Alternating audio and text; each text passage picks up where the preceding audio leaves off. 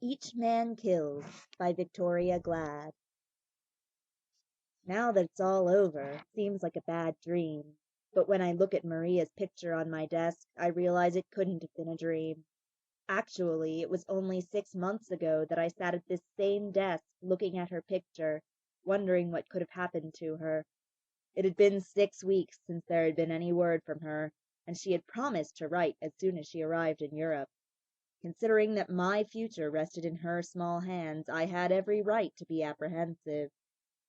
We had grown up together, had lost our folks within a few years of each other, and had been fond of each other the way kids are apt to be. Then the change came. It seemed I loved her, and she was still just fond of me. During our early college days I sort of let things ride, but once we went on to graduate school I began to crowd her. The next thing I knew, she had signed up with a student tour destined for Central Europe and told me she would give me my answer when she returned. I had to be content with that, but couldn't help worrying. Maria was a strange girl, withdrawn, dreamy, and soft-hearted. Knowing the section she was going to, I was inclined to be uneasy, since it is the realm of gypsies, fortune-tellers, and the like. It is also the birthplace of many strange legends, and Maria claimed to be strongly psychic. As a matter of fact, she had foretold one or two things, which were probably coincidental, like the death of our parents, and which even made an impression on me, and you'd hardly call me a believer. This so-called talent of hers led her into trouble on more than one occasion. I remember in her senior year at college she fell under the spell of a short, fat, greasy spook reader with a strictly phony accent, and all but gave her eye teeth away until I realized something was amiss, got to the bottom of it, and dispatched friend spook reader pronto. If she should meet some unscrupulous person now, with no one around to get her out of the scrape. But I didn't want to think of that. I was sure this time everything would be all right. When she didn't write at first, I let it go that she was busy.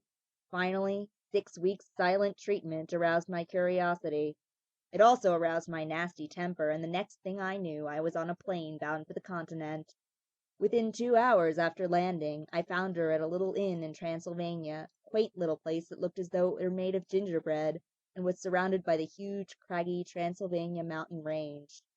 I also found Tod Hunter. "What's wrong, Maria? Why didn't you write?" I asked. Her usually gay, shining brown eyes flashed angrily. "Why couldn't you leave me alone? I told you not to come after me. I came here so I could think this out. For God's sake, Bill, can't you see I wanted to think? To be by myself?" "But you promised to write," I persisted, wondering at this change in her, this impatience. Wondered, too, at her wraith-like slimness. She'd always been curved in the right places. "Maria has been studying much too diligently," Todd said slowly. "She's always tired lately. She hasn't been too well, either. Her throat bothers her." I wanted to punch his head in. For some reason I didn't like him. Not because I sensed his rivalry. I was above that. God knows I wanted her to be happy, above everything. It was just something about him that irritated me. Attitude. Not supercilious. I could have coped with that. Rather, it was a calm imperturbability that seemed to speak his faith in his eventual success, regardless of any effort on my part. I don't know how to fight that sort of strategy. I look like I am, blunt and obvious. Suddenly I didn't care if he was there. "Maria, Ria, darling, this guy's no good for you, can't you see that? What do you know about him?" She looked at me, her eyes surprised and a little hurt. Then she looked at him, seemed to be looking through him and into herself, if you know what I mean. A slow flush spread from the base of her throat, that thin, almost transparent throat. "All I have to know," she said softly. "I love him." She looked out the window. "I'm going up into Königstein Mountain to a small sanitarium for my health shortly. The doctor has told me I must go away, and Todd has suggested this place. There, Todd and I shall be married." I knew then how it felt to be on the receiving end of a monkey punch. That she had come to this decision because of my objections I had not the slightest doubt. She was going to marry someone about whom she knew absolutely nothing. She was much more ill than she knew. Hunter was undoubtedly after her money. She was considerably well off. Obviously, she was once more being influenced in the wrong direction. "I won't let you," I warned. "Give it some more time, if for nothing else, then for old time's sake." "How about me, Morris?" Todd interrupted. "You haven't asked me my feelings on the subject. I happen to love Maria dearly. Have I no say just because you're a childhood friend of hers?" "Childhood friend? I was her whole family for years before she ever heard of you. I'll see you in hell before I let her marry you," I shouted. Looking back, I'm sure that had he said anything else, I would have killed him if Ria hadn't come between us. "That's enough, Bill Morris. I've heard all I want to from you. I'm 23, and if I choose to marry Todd, I'll do so, and there's nothing that you can do about it. Now please go." "Okay, Ria," I said, "if that's the way you want it. But I'm not through. If you won't protect yourself, I'll do it for you. I'd like to know more about the mysterious Mr. Todd Hunter, American, and I do wish for your own sake you'd do the same. I wouldn't care if you married King Tut so long as you knew all about him. People just don't marry strangers, not if they're smart. For God's sake, ask him about himself." "All right, Bill," she replied, smiling patiently. "I'll ask him. Now do stop being childish." "Okay, darling," I said sheepishly, "but do me one more favor. Don't marry him till I get back. Only a little while. Give me a week. Just wait a little longer." As I closed the door, I could still feel his smile, mocking, yet a little sad. But Maria didn't wait. I was gone a week. I had walked my legs off trying to track down the elusive Mr. Hunter, and discovered exactly nothing. All his landlady could tell me was that he was an American who had come to this climate for his health, and that he slept late mornings. I was licked, and I knew it. If I had been a pup, I would have fitted my tail neatly between my legs and made for home. But I wasn't a pup, so I headed straight for Ria's flat to face the music. They were waiting for me, she and Todd. When I saw her, I wished I were dead. She lay in Todd's arms, her body a mere whisper of a body. White and cold she was, like frozen milk on a cold winter's day. They were both dead. You know how it is when at a wake someone views the deceased and says kindly, "She's beautiful," and she isn't beautiful at all, just a made-up, lifeless handful of clay, dead as dead and frightening. Well, it wasn't that way this time. Their fair skins were faintly pink-tinted, and their blonde heads, hers ashen and his a reddish cast, gleamed brightly. And they sat so close in the sofa before the fire, his head resting in the hollow of her throat. They looked peaceful. No line marred their faces. I almost fancied I saw them breathe. And on her third finger, left hand, was the ring, a thin platinum band. He had won, and in winning somehow he'd lost. How they died, and why they found each other in death at the same time, I would probably never know. I only knew one thing. I had to get away from there quickly. I almost ran the distance to my flat, stumbled into the place and poured a triple Scotch which I could scarcely hold. The Scotch seared my throat and tasted bitter. Someone must have poured salt in it. Then I realized that it was tears. My tears. I, Bill Morris, who hadn't cried since my 5th birthday. I was sobbing like a baby. I didn't call the police. That would mean I would have to go back and watch them cover that lovely body, carry it away, and submit it to untold indignities in order to ascertain the cause of death. The cleaning girl would find them in the morning and would notify the police. But it wasn't so simple as that. In the morning I found I couldn't shake off the guilt which possessed me. Even 2 bottles of Scotch hadn't helped me to forget. I was dead drunk and cold sober at the same time. I phoned Ria's landlady and told her I had failed to reach the Hunters by phone, that I was sure something was amiss. Would she please go to their flat and see if anything was wrong? She was amused. "Really, Mr. Morris, you must be mistaken. Miss Maria went out just an hour ago with her new husband. Surely you are jesting. Why, she has never looked better. So happy. They have left for Königstein. They have also left you a note." I told her I would be right over and hopped a cab. I began to think I was losing my mind. I had seen them both dead. The landlady had seen them this morning, alive. When I arrived, the landlady looked at me for a long moment, taking in my rough dark blue complexion, unpressed clothes, red-rimmed eyes, then wagged a finger playfully. "You are playing a joke, no? A wedding joke, maybe. Here, too, we haze newlyweds. But of course I understand. Who could help loving Miss Maria? Be of good heart, young man. For you there will be another some day. But I talk too much. Here is your letter."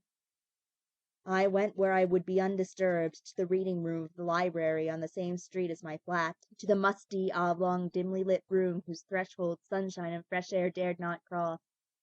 Without the saving warmth of sunlight or the fresh, clean relief of sweet-smelling air, I read, inhaling the pungent, sour smell of the Scotch I had consumed during the long, sleepless night.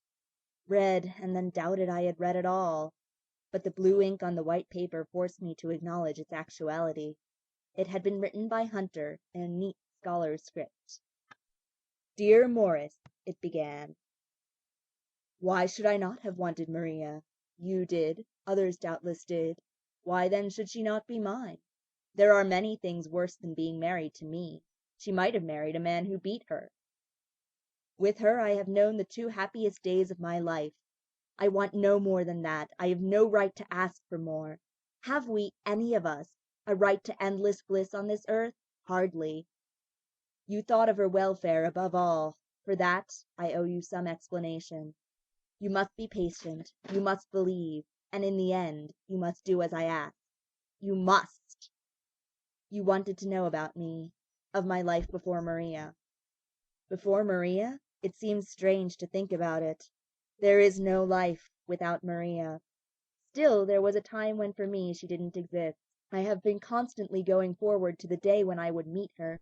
Yet there was a time when I didn't know where I would find her or even what her name would be. It was chance that brought us together. For me, good chance. For you, possibly ill chance. For Maria, only she can say. Some 3 years ago I was studying in England under a Rhodes Scholarship. The future held great things for me. I was a Yank like yourself and damn proud of it. Life in England seemed strange and slow and sometimes utterly dismal under austerity.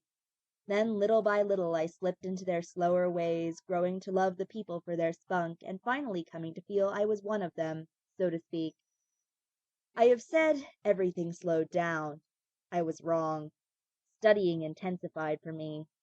The folklore of the British Isles intrigued me. I delved into the black Welsh tales, the mischievous fancies of the Irish, the English legends of the prowling werewolf. For me it was a relief from political science, which suddenly palled and which smacked of treason in the light of current events. My extracurricular research consumed the better part of my evenings. My books were, and always have been, a part of me, and as was to be expected, I overdid it. I studied too hard, with too little let up. Sometimes it seemed to me there was more truth to what I read than myth. It became somewhat of an obsession. Suddenly, one night, everything blacked out. I came to in a sanatorium. I don't know how I got there, and when they explained it to me I laughed. I thought they were joking. When I tried to get up, to walk, I collapsed. Then I knew how bad it had been. I knew, too, I would have to go slowly. It was there I met Eve. She was beautiful. Not like Maria, who was like a fragile, fair, spun-sugar angel. Eve was more earthly, with skin like ivory, creamy and rich and pale. Her blue-black hair she wore long and gathered in the back. She looked about 25, but a streak of pure white ran back from each of her temples. She was the most striking woman I have ever met. I had never known anyone like her, nor have I since I saw her last. You know how it is. The air of mystery about a woman makes a man like a kid again. She reminded me of a sleek black cat with her large hazel eyes. I bumped into her one day on the veranda and spent every day with her after that. The doctors wanted me to take exercise, short walks and the like, and Eve went with me, struggling to keep up with me. The slightest effort tired her. She suffered from a rather nasty case of anemia. She seldom smiled. The effort was probably too much for her. I saw her really smile only once. We had been on one of our short hikes in the woods close by the grounds. She stumbled over a twig or a branch, I'm not sure which. Suddenly she was in my arms. Have you ever held a cloud in your arms, Morris? So light she was, though she was almost as tall as I, warm and pulsating. Her eyes held mine. It was almost uncanny. I have never been affected like that by a woman. Then I was kissing her, then a sharp sting, and I winced. There was the warm, salt taste of blood on my lips. I never knew how it happened. But she was smiling. Her full mouth parted in the strangest smile I have ever seen, and those small white teeth gleamed, and in her eyes, which were all black pupils now, with the iris quite hidden, was desire, or something beyond desire. I couldn't define it then. Now I think I can. Her small pink tongue darted over her lips, tasting, seeming to savor. I was frightened for some indefinable reason. I wanted to get away from her, from the woods, from myself. I grasped her arm roughly, and we started back for the grounds. We never mentioned the episode again, but we neither of us ever forgot. She intrigued me now more than ever. The doctors were able to satisfy my curiosity somewhat. They told me she had been a patient for some 4 years. Some days she was better, some days worse. She needed rest, much rest. Most days she slept past noon with their approval. Some days there was a faint flush beneath that ivory skin. Other days it was pale and cool. Just when we became lovers I scarcely remember. Things were happening so fast that I could barely keep pace with them. There was a magnetism about Eve which compelled. I couldn't have resisted if I'd wanted to, and I didn't. I began to have long periods of lassitude, times when I would black out and remember nothing afterward. And the dreams began. I would dream I was stroking a large, velvety black cat, a cat with shining yellow eyes that looked at me as if they knew my every thought. I would stroke it continuously, and it would nip me playfully. Then one night the dream intensified. I was playing with the creature, caressing it gently, when of a sudden its lips drew back in a snarl, and without warning it sprang at my throat and buried its fangs deep. I thought I could feel life being drawn away from me. I screamed. The doctors told me afterwards that I was semi-conscious for days, that I had to be restrained. When I was well again, Eve came to see me. She was gentle, soothing. She held me close to her, and oh, it was good to be alive and to belong to someone. I remember to this day what she wore: black velvet lounging slacks, a low-necked amber satin blouse caught at the V by a curiously wrought antique silver pin. It was round, about 4 inches in diameter. In its center was the carved figure of a serpent coiled to strike. Its eyes were deep amber topazes, and its darting tongue was raised and set with a blood-red ruby. "What an unusual pin, Eve," I said. "I've never seen it before, have I?" "No," she replied. "It belongs to the deep, dark, seldom discussed skeleton in the orchard closet, Todd. You see, my great-great-grandmother was quite a wicked lady, to hear tell. Went in for witches' masses and the like. They say she poisoned her husband, a rather elderly and very childish man, for her lover, whom she subsequently married. Together they did away with relatives who stood in the way of their accumulating more money. This pin was the instrument of death." Her slim fingers pressed the ruby tongue, and the pin opened, revealing a space large enough to secrete powder.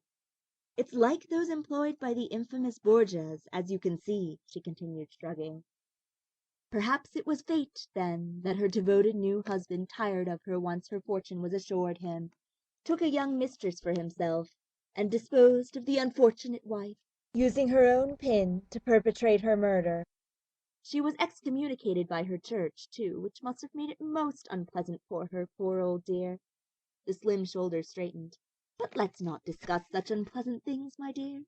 The important thing now is for you to get well quickly. I've missed you terribly, you know." It was then that I asked her to marry me. I knew I didn't really love her, but there seemed nothing to prevent our marriage. And she'd gotten under my skin. It was as elemental as that. She said she thought we should wait until I fully recovered. "Don't say any more, darling," she said. "Rest your poor, sore throat." She bent over me solicitously, and I reached up to stroke that smooth black hair. It had a familiar feel to it that I couldn't quite place. Of course I had stroked it hundreds of times before, but it wasn't that. Then she looked straight at me, those large, glowing hazel eyes boring into mine, and I knew and disbelieved at the same time. I froze where I lay, paralyzed by my fear, unable to make a sound. "So you know," she whispered. "It is well. I have marked you for my own these many months. Now that you know, you will not fight. You know what I am, or at least you can guess. This pin you admired so, it was mine 300 years ago, and it will always be mine." Her lips were on mine. She had never kissed me like this. It was like the touch of hot ice, freezing and then searing, unendurable. I lay inert. I couldn't have moved if I wanted to. I could scarcely breathe. Then I felt the blood within me pounding, pulsing, beginning to answer in spite of myself. I tasted once more the warm, salty fluid on my lips. Eve's body was liquid in my arms, warm, heady, narcotizing. Once again I felt the agonizing dagger-sharp pain in my throat, and darkness. Have you ever wakened to a bright sunny afternoon and heard yourself pronounced dead? They spoke in low, hushed tones. How unfortunate. Young fellow only 30, dying so far away from his homeland. No family. Good thing he was well set in life. This sudden anemia was most extraordinary. Fellow showed no signs of it previously. All he'd really needed was rest. If he had recovered, that lovely Eve Orchie might have made both of their lives happier, richer. Sad ending to what might have been an idyll. Good of her to claim the body. She said she was going to inter it in the family vault in Königstein Mountain in Transylvania. I heard them distinctly. I wanted to shout that I wasn't dead. I wanted to wake up from this horrible nightmare. I was as alive as they. I knew I had to get out of there some way, to get away from Eve, whom I now feared. They left to make arrangements. The lassitude crept through me without warning. I dozed in spite of myself, and I dreamed again. I was a cat running, leaping through windows, loping over the countryside, stopping for no one. I panted with my exertions. Towns and cities flew by. I had to get someplace, and quickly. Then the dream ended. "Todd," she said, "get up, my dear." I heard her, and I hated her. Hated her while I was drawn to her. There was a white mist before my eyes. I reached up to brush it away. It was not a mist. It was a cloth. I shivered. "I must wake up," I whispered hoarsely. "I must. I'm going mad." There was a creaking sound, and daylight descended upon me. When I saw where I was, I covered my face with my hands and sobbed. I tried to pray, but the words froze on my lips. I was sitting in a coffin in a mausoleum. I had been buried alive. "What am I?" I shrieked. "Where am I, and what have you done? I'm out of my mind, stark staring mad." Eve's lips parted, showing the even white teeth, those slightly pointed teeth. "You're quite sane, my dear," she said calmly. "You are now one of us, a revenant, even as I, and to live you must feed on the living." "It's not true!" I shouted. "This is all a crazy nightmare, part of my illness. You're not real. Nothing is real." "I'm quite real, Todd. To be trite, I am what I am, and have accepted it calmly, as you shall in time. I have told you of my life.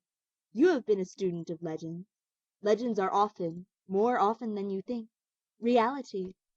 When one has been murdered, if one has lived a so-called wicked life, he is doomed to walk the earth, fattening on the living. My fate was sealed as I lay in my coffin, but that wasn't enough. As I lay there, my pet cat Suma slunk into the room and leapt over me. That was a double insurance of my life after death. Those whom I mark for my own must too live on. Accept it, my dear. You have no other choice." "No," I cried, "I'm an American. Things like this don't happen to us. It's only in stories, and then to foreigners." She chuckled dryly. "I'm afraid these things do happen, and in this case you're it, my dear. Make the best of it." But I wouldn't. I refused to, for a while. I would not feast on the blood of the living. Something within me fought. For a time. Then the awful hunger began, the tearing pangs of hunger that ordinary food wouldn't arrest. I fought it as long as I could. I lost. First it was small animals. animals that I loved. Was my life or theirs? Then there was a little girl, a dear little creature who might have been my child under different circumstances. After the episode of the little girl, Eve left me. She had no further use for me. She had wanted the child too, and I had got it. I was now competition to be shunned.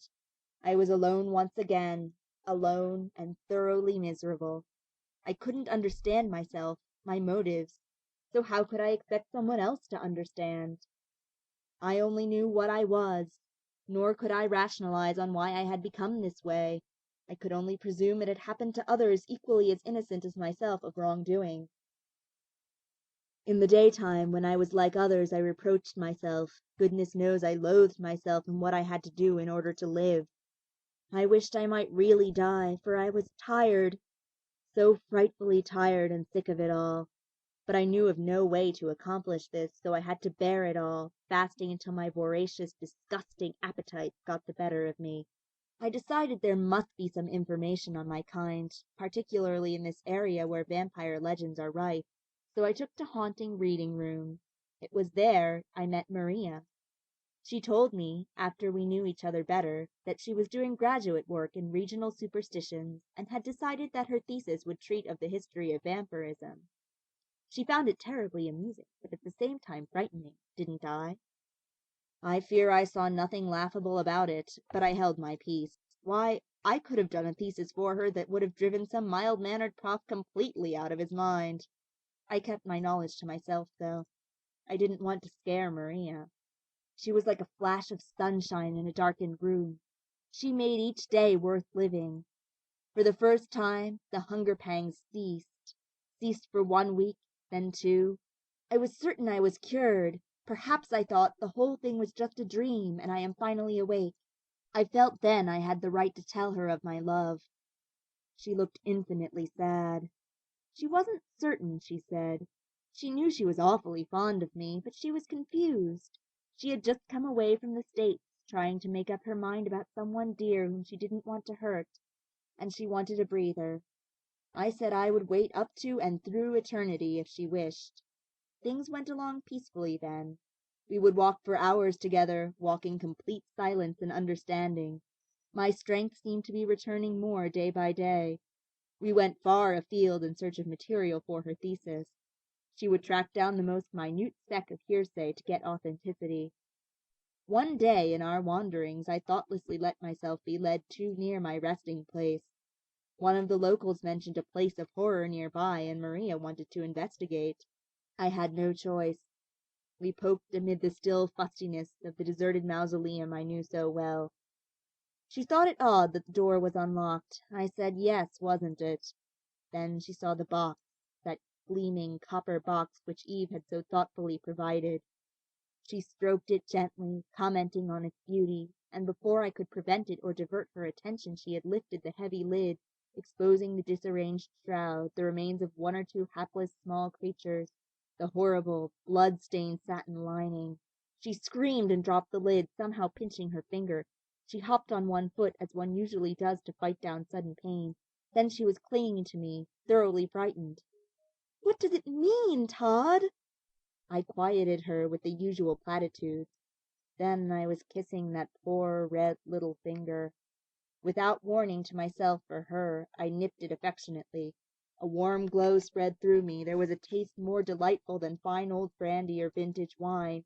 And I knew, irrevocably, that I was not cured, no, nor should ever be. And I knew, too, that I wanted Maria, not just as a man longs for the woman he loves, but to drink of the fountain of her life, that warm, intoxicating fountain, greedily, joyously. She never knew what went through my mind at that moment. If I could have killed myself then, I would have, and with no compunction. But there is more to killing a revenant than that. The church knows the procedure. I hurried Maria home as fast as I could, and then told her I had to go away for a week on business. She believed me, and said she would miss me. But I didn't go away. That night I fought a losing battle with myself, and then and every night thereafter I returned to her, partook of her, and slunk away, loathing myself. I knew that I must soon kill the one being I loved above all others, kill too her immortal soul, and there was nothing I could do to prevent it. She began to fade visibly. When I returned in a week, she was so ill that a few steps tired her. Her appetite all but vanished. She seemed genuinely glad to see me. She was beset by nightmares, she said. Could I help her get some rest? I took her to a physician who sagely prescribed a change in climate, rest, and a diet rich in blood and iron, gave her a prescription for sedatives, and called it a day. You know how she looked when you saw her. The day was approaching when she would have no more blood, when life as you know it would stop, and she would become like me. Somehow I couldn't take her with me without some warning, but I didn't know how to do it. You see, since I was an innocent victim myself, I could speak, could warn my intended victim, because although my soul had all but died, there was still a spark that evil hadn't touched. I knew she would think it a joke if I told her about myself without warning. Then, happily for me, you came along. I knew you would sense something amiss, and I didn't care. I was almost certain of her love, and I decided to seize the few minutes left me, and devil take the hindmost. When you told her to confront me, you gave me the happiest days of my life. For this I thank you sincerely. For what I have done, and will ask you to do, forgive me. Maria asked me directly, as you had known she would. I replied frankly, sparing her nothing. I told her that the fact that this life had been wished on me, as it were, gave me some right, and that I could tell her how to rid herself of me if she wished. Then she turned to me, her large, lovely eyes thoughtful. "Todd, dearest," she said softly, "I must die some day, really die. So what difference does it make when? I only know that I love you. Why wait until I'm decrepit and alone with only a few memories to look back on? Why not now, with you, where life doesn't really stop? With all I've read about this, don't you think I could free myself if I wished?" I still wonder if she really believed me. We were married 3 days later. I never told her what her life with me would be like, that one day I would desert her, fearing and hating her rivalry for the very source of my life, and the ghastly chain would continue. I couldn't. I loved her so, Morris. Can you understand that? I couldn't betray her then, and I can't now. On the second night of our marriage, she died as you know it, in my arms. I don't think she knows it yet, but it won't be long until she does discover it. We were quite alive when you found us. She was in a hypnotic state induced by her condition. She heard and saw nothing, but I knew. And I must keep my faith. I must, and you are the only one who can help me. If you show this to a priest, he will gladly accompany you to the place in Königstein where we rest during the morning in a new bed I had specially constructed for us. I couldn't bring Maria to that other bed of corruption. A map of how to get there is enclosed. There you will perform the ancient, effective rites, and you will lay us to rest together as we wish. That is all I ask. When I had finished reading, I stared at nothing, trying to force myself to think. This was all he asked. In substance, he wished me to murder the girl I loved. I could refuse. I could ignore his request. I could even doubt the verity of his statements. He might be a madman. But I didn't doubt. I believed every word, and I knew I would do as he asked. That she had gone willingly, I didn't doubt. I no longer hated him so much. Rather, I pitied him, the hapless victim of a horrible chain of circumstance. I found the priest, a venerable, gentle soul, after much searching. The younger men had looked at me searchingly, laughed, and told me to read the good book for consolation and to lay off the bottle. Father Kalman was understanding, with the wisdom of the very old. "Yes, my son," he said, "I will go. Many might doubt, but I believe. Lucifer roams the earth in many guises, and must be recognized and exorcised." It was 5 o'clock in the morning when we approached the mausoleum. The good father explained that the creatures of darkness had to be back in their resting places before the cock crew. At night they drew sustenance, during the morning they slept. There was a gleaming copper casket. Todd had not lied. We approached it warily. In it was nothing but grisly remains, bloodstains, and dust. We drew back, fearful. Then we saw the other, newer casket in richest mahogany, almost twice the width of the copper box. Their bridal bed! They lay together, his arm about her. She wore a gown of palest blue, but oh, that mockery of a gown! Stained it was with fresh blood which had seeped onto it from him. Obviously she had not taken to prowling yet. His mouth was dark, rich with blood, slightly open in a half smile. His hand pressed her fair head close to his chest.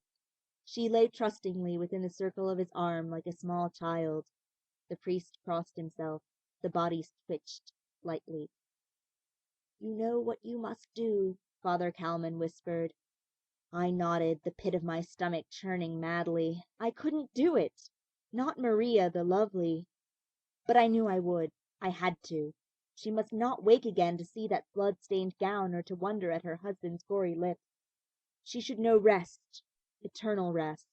Father Kalman circled the box several times, ringing his small bell, and at one point laid a crucifix upon each of their chests. Their faces writhed, and I felt my skin creep. Then, chanting in a low, firm voice, the priest gave me the signal. Together we drove 2 long stakes, dipped first in holy water, home, piercing their hearts simultaneously. The bodies leapt forward in the box, straining against the stake, and a horrible, drawn-out wail shattered the stillness of the tomb. The priest dropped to his knees, and I clapped my hands over my ears, but the dreadful shriek penetrated. My stomach turned over, and I retched. The good father followed suit. We were no supermen, and our bodies and our very souls revolted against this monstrous thing. "Let us finish, my son," the priest said slowly after a time, his face the color of ashes. "We must bury these dead, that they may sleep in consecrated ground." I couldn't. I had to see her again before it was done. She lay, small and fragile as ever, her face calm, only there was no trace of life now. She was still and white, as only the dead, the truly dead, are. Todd's arm was flung across her chest as if to protect her. I made myself move the arm, resting her head upon his shoulder where it belonged. Then, as I looked, there was just Maria. Todd was gone, and only a handful of dust lay piled up around the stake. It was enough. I slammed the lid shut. Looking back now, I can see it was all for the best. Ria was different, apart from other women. A dreamer, a mystic, too easily influenced by the bizarre and unnormal. I, on the other hand, am practical almost to a fault. Had she married me, I might have crushed in her the very thing that drew me to her. In time she might have grown to hate me. Hunter, on the other hand, was a student, introspective, given to romanticizing, susceptible to suggestion. Had I been confronted with an Eve, I should have run like hell. To him, though, she was cloaked in mystery, hence more desirable. What better choice for him ultimately than Ria? That Ria had to die to achieve her happiness is of no real importance. Life is a transitory thing anyway. Sometimes, though, when I look at Ria's picture, it's hard to be practical. She was everything I shall ever want. I had never been to Europe before the summer of 1947. I went to find Maria, to marry her. Instead, I found and murdered her, and I will never go back again. End of Each Man Kills.